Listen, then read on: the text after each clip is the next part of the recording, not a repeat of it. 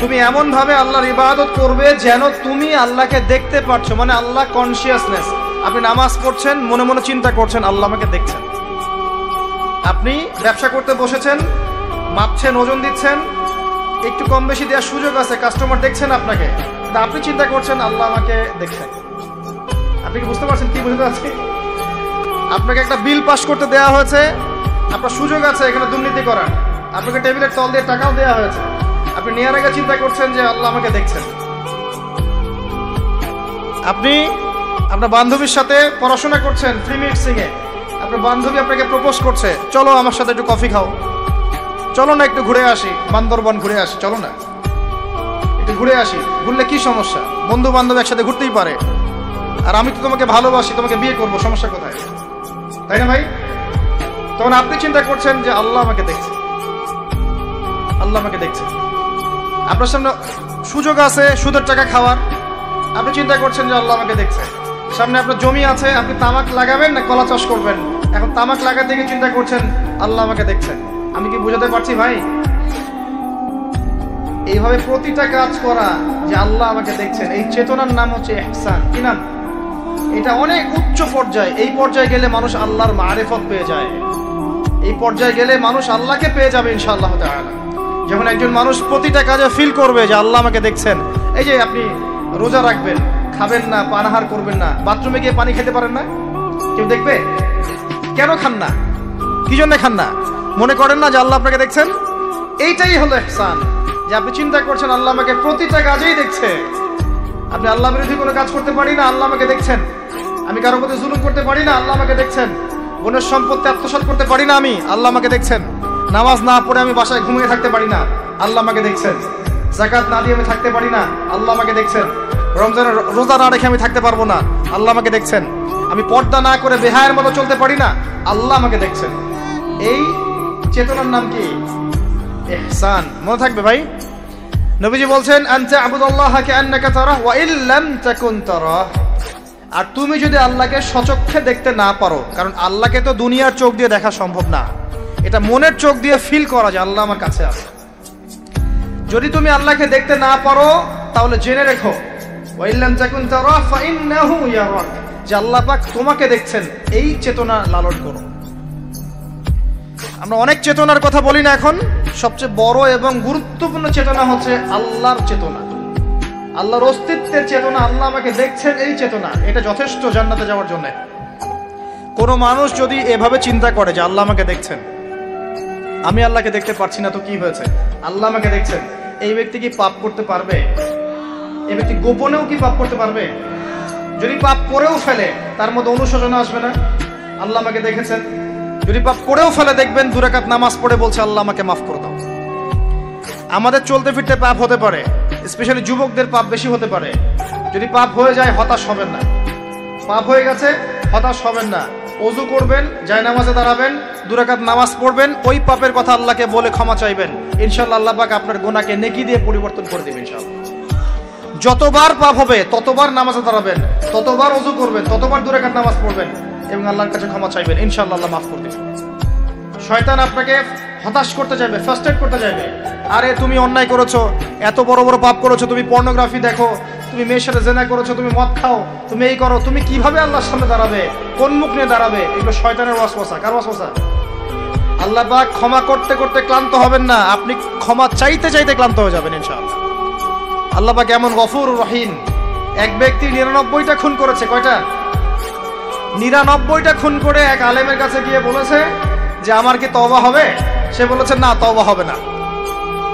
সে বলেছে কি তওবা হবে না। সে আলেম ছিল না, সে আবেদ ছিল। আবেদ মানে ইবাদত করতে বেশি বেশি, খুব বেশি জ্ঞান ছিল না। আমাদের মতো আমরা কিন্তু ইবাদত বেশি করি, জ্ঞান খুব কম। সে ছিল আবেদ, সে বলেছে না তওবা হবে না। তো ও বেটারেও কোপ দিয়ে 100টা খুন করে ফেলেছে, 100 ফিলাপ। এবার সে চিন্তা করছে যে আমি কি করব। আরেকজন আলেমের কাছে গিয়ে বলছে আমি 100টা খুন করেছি, তওবা হবে? এই আলেম সত্যিকারের আলেম ছিলেন, তিনি বলেন হ্যাঁ তওবা হবে, তুমি ইস্তেগফার করো এবং এই এলাকা থেকে চলে যাও, অন্য এলাকায় গিয়ে থাকো, অন্য একটা এলাকায় গিয়ে থাকো, এখানে তোমার স্মৃতি জড়িত আছে, অন্য জায়গায় হিজরত করে গিয়ে থাকো। তো সে ব্যক্তি চলে গেল, যাওয়ার পথে তার মৃত্যু হয়ে গেছে। আল্লাহ পাকের ফেরেশতা চলে এসেছে, আযাবের ফেরেশতা এবং জান্নাতের ফেরেশতা তারা নিজেদের মধ্যে এখন তর্ক করছে কে রূহটা নেবে, আত্মাটা কে নেবে। ওই যে রূহ কাকে বলে, সায়েন্সকে জিজ্ঞাসা করে, সায়েন্সের প্যান্ট খারাপ হয়ে যাবে, রূহ কাকে বলে উত্তর দিতে গিয়ে। এখন আল্লাহ পাক এই বান্দাকে মাফ করতে চাচ্ছেন, তিনি কি করলেন, আল্লাহ পাক কৌশল করলেন। তিনি বললেন জমিনটা মেপে দেখো, ফেরেশতারা তোমরা জমিন মেপে দেখো, সে যেখান থেকে বের হয়েছে সেখানকার দূরত্ব বেশি না যেখানে যাচ্ছিল ওখানকার দূরত্ব বেশি। এবং আল্লাহ পাক জমিনকে আদেশ করলেন এই জমিন তুমি লম্বা হয়ে যাও। জমিন আল্লাহর আদেশ শোনে না? এই পাহাড় আল্লাহর আদেশ শোনে না? শোনে।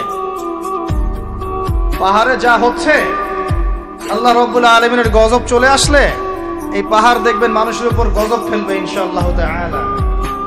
সমুদ্রের কিনারে যা হচ্ছে আমরা দেখে আসলাম যে নগ্নতা অশ্লীলতা চলছে, যখন আল্লাহ পাকের গজব আসবে দেখবেন সমুদ্র ভাসিয়ে দিবে সবাইকে দেখে। আল্লাহর আদেশ যখন চলে আসবে প্রকৃতি আল্লাহর কথা শুনবে। জমিনকে আল্লাহ বললেন লম্বা হয়ে যাও, জমিন লম্বা হয়ে গেল।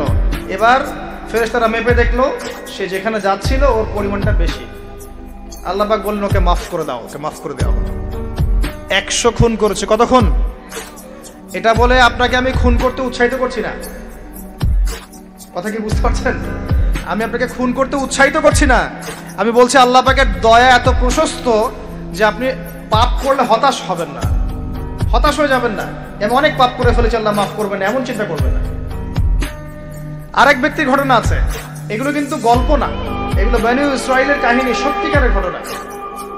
আরেক ব্যক্তি এত বেশি পাপ করেছিল যে নিশ্চিত যে আমি মারা গেলে জাহান্নামে যাব। এখন সে মওতের আগে তার সন্তানদেরকে বলছে যে আমি মারা গেলে আমার লাশটাকে পুড়িয়ে ফেলবা, লাশটা পুড়িয়ে ফেলে অর্ধেক ছাই বাতাসে ভাসিয়ে দিবা, অর্ধেক ছাই সাগরে ভাসিয়ে দিবা, অর্ধেক ছাই বাতাসে উড়িয়ে দিবা, অর্ধেক ছাই সাগরে ভাসিয়ে দিবা। সন্তানরা তাই করলো। আল্লাহ পাক সাগরকে বললেন ছাই জমা করে দাও, বাতাসকে বললেন ছাই জমা করে দাও। এরা ছাই জমা করে তাকে আবার পুনরুত্থিত করা হলো। এবার আল্লাহ জিজ্ঞাসা করছেন তুমি এই কাজটা কেন করেছিলে, বলো এই কাজ তুমি কেন করেছো? সেই ব্যক্তি বলছে মিন খাশিয়াতিকা ইয়া রাব্বি, হে আল্লাহ আমি তোমার ভয়ে এই কাজটা করেছি। আর তুমি আল্লাহ খুব ভালো করেই জানো যে আমি তোমার ভয়ে করেছি না অন্য কোনো কারণে করেছি। আল্লাহ পাক বললেন তুমি আমার ভয়ে যদি করে থাকো আমি তোমাকে মাফ করে দিলাম। একজন ব্যভিচারী নারী, প্রস্টিটিউট বোঝেন, পতিতা বোঝেন, পতিতা বা যৌনকর্মী যে শব্দগুলো বোঝেন? আচ্ছা, এটা তো এখন একটা প্রফেশন হয়ে গেছে, তাই না? মানুষ এটাকে একটা প্রফেশন হিসেবে নিয়েছে, নাউযুবিল্লাহ। যখন এগুলো বেশি বেশি বাড়তে থাকবে সমাজে মহামারী ছড়াবে।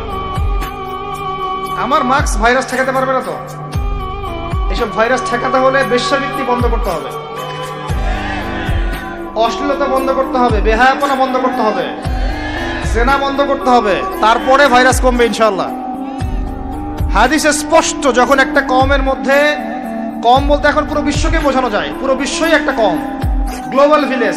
যখন একটা জায়গার মধ্যে জেনা বেড়ে যায়, নোংরামি বেড়ে যায়, মদ পান করার প্রবণতা বেড়ে যায়, অশ্লীলতা বেড়ে যায়, জেনা বেড়ে যায়, এই যে ধর্ষণ বেড়ে যায়, ব্যভিচার বেড়ে যায়, অবৈধ যৌন সম্পর্ক বেড়ে যায়, তখন আল্লাহর পক্ষ থেকে এমন এমন আযাব আসে, এমন এমন রোগ আসে যেগুলো কখনো মানুষ নামও শোনে নাই। সমকালীন প্রেক্ষাপটটা মিলান, দেখবেন যে সারা বিশ্বে কিভাবে জেনা বেড়েছে। জেনা, পর্নোগ্রাফি, আর ধর্ষণ, আর পরকীয়ার, ব্যভিচার ঘরে ঘরে ঢুকে গেছে। এখন ঘরে ঘরে তো ভাইরাস ছড়াবে না তো কি ছড়াবে? কোরআন এবং সুন্নাহর আলোকে যদি আপনি পরিপূর্ণ জীবনযাপন করেন, বেশি বেশি কোরআন তেলাওয়াত করেন, আশা করা যায় আপনি কিছুটা হলেও সুস্থ থাকতে পারবেন ইনশাআল্লাহ। তবে একটা কথা মনে রাখবেন, যখন চতুর্দিকে ফিতনা, ফাসাদ এবং ফাসাদ, ফিতনা এবং আল্লাহর গজব ছড়িয়ে পড়ে, তখন ভালো মানুষরাও বাঁচতে পারবে না। বরং ভালো মানুষদেরকে আল্লাহ পাক আগে সরাই দিবেন। তুমি মিয়া একা একা ভালো ছিলা, মানুষকে তুমি ভালো কাজের আদেশ করো নাই কেন, অসৎ কাজে নিষেধ করো নাই কেন, তুমি আগে ধ্বংস হও, ওকে আগে ধ্বংস করে দিবে আল্লাহ পাক। আল্লাহ পাকের সুন্নাত এরকমই। যাই হোক, যেটা বলছিলাম, এক মহিলা এরকম প্রস্টিটিউট ছিল, বেশ্যাবৃত্তি করে সংসার চালাতো, জীবন চালাতো। একদিন চলতে পড়তে দেখলো একটা কুকুর পানি পান করার জন্য তৃষ্ণার্ত অবস্থায়, তার প্রায় মৃত্যু হয় অবস্থা। তখন সেই মহিলা তার মোজাটা খুলে একটা কূপের নিচে নামিয়ে দিয়ে সেখান থেকে পানি উঠালো, উঠিয়ে এই কুকুরকে পানি পান করালো। আল্লাহ পাক এই ব্যভিচারী মহিলাকে এই কুকুরকে পানি পান করানোর ওসিলায় মাফ করে জান্নাতে দিয়ে দিয়েছে। আমি এই কথাটা বোঝাতে চাচ্ছিলাম যে পাপ হয়ে গেলে, চলতে পথে ইমান নিয়ে চলতে পথে গিয়ে পাপ হয়ে গেলে হতাশ হবেন না। ওযু করবেন, নামাজে দাঁড়াবেন, ক্ষমা চাইবেন, আবারও শুরু করবেন। পারবেন না ইনশাআল্লাহ? আল্লাহ পাক তৌফিক এনায়েত করুন, আমিন।